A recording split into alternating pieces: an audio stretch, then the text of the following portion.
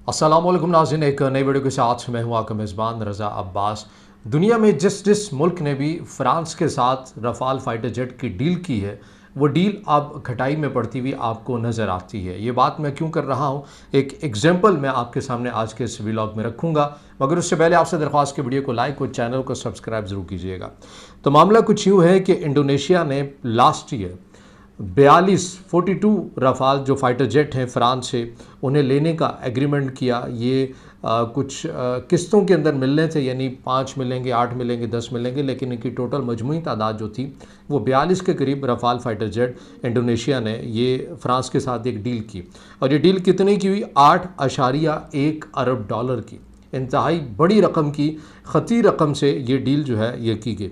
अब इसके अंदर इंडोनेशिया को अब ये फ़ाइटर जेट मिलने हैं रफ़ाल के, लेकिन जैसे ही ख़बर ये सामने आई, पहलगाम वाक़या जो कि 22 अप्रैल 2025 को रूनुमा हुआ और उसके बाद पाक भारत की कशीदगी हुई और पाकिस्तान ने जिस तरह से चाइना की टेक्नोलॉजी J-10C और JF-17 थंडर जो कि तैयारा फ़ाइटर जेट पाकिस्तान और चाइना के इश्तराक से ये बना था, इन दोनों टेक्नोलॉजी के हामिल फ़ाइटर जेट ने जब फ्रांस के जदीद रफ़ाल फाइटर जेट को गिराया, ज़ेर ज़मीन उसको लेकर आए, तो उसके बाद पूरी दुनिया के अंदर ये बहस छिड़ गई कि हम रफ़ाल लेने के ऊपर भी अब कहीं बार सोचा जा रहा है। ज़ाहिर है, इतना एक तो महंगा फ़ाइटर जेट है और इसमें कोई शक नहीं है कि बड़ा अच्छा ये फ़ाइटर जेट है, मगर इंडिया की नाअहली ने फ्रांस को इतना बड़ा नुकसान दिया है कि अब वो सारे ममालिक जिन जिन ने राफ़ेल या तो लेना था या फिर उन्होंने डील कर रखी थी और वो सोचने के ऊपर मजबूर हो गए कि अब हमें क्या करना चाहिए।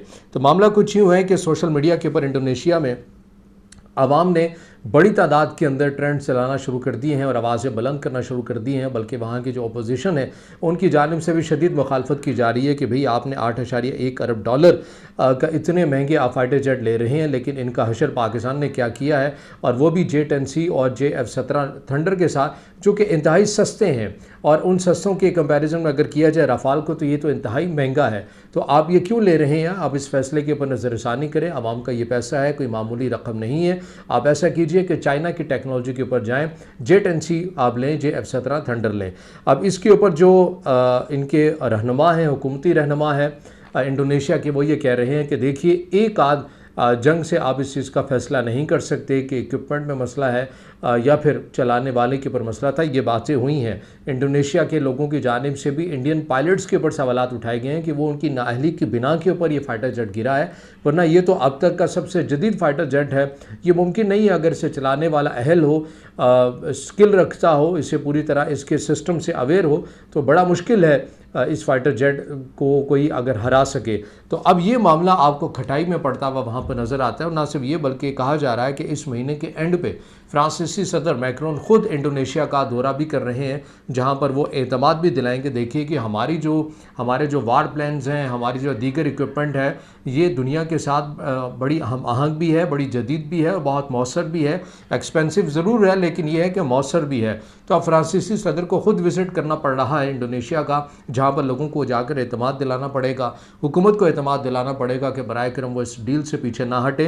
तो ये सारी की सारी जो चीज़ें हैं खटाई में पड़ती हुई आपको नज़र आई हैं इंडियन की वजह से, इंडियन पायलट्स की वजह से।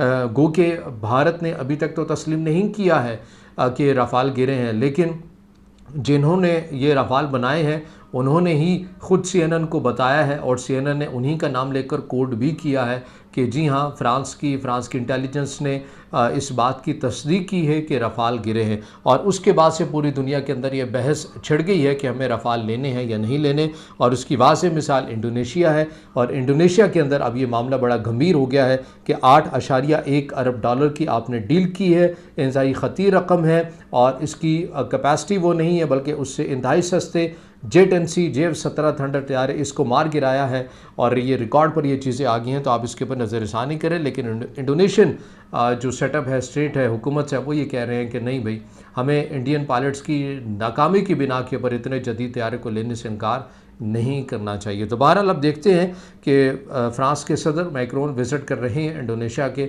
अब वो हुकूमत को और उनकी आवाम को एतमाद दिला सकेंगे या नहीं दिला सकेंगे, या फिर इंडोनेशिया अपने इस डील के ऊपर कारबंद रहेगा या फिर नज़रसानी करेगा। इससे जुड़ी जो भी अपडेट्स आएंगी आपके सामने रखेंगे। अगर आप समझते हैं कि वीडियो आपके लिए मुफीद है तो फिर इससे ज़रूर लाइक भी कीजिएगा, कमेंट्स में ज़्यादा ख्याल कीजिएगा और चैनल को सब्सक्राइब ज़रूर कीजिएगा।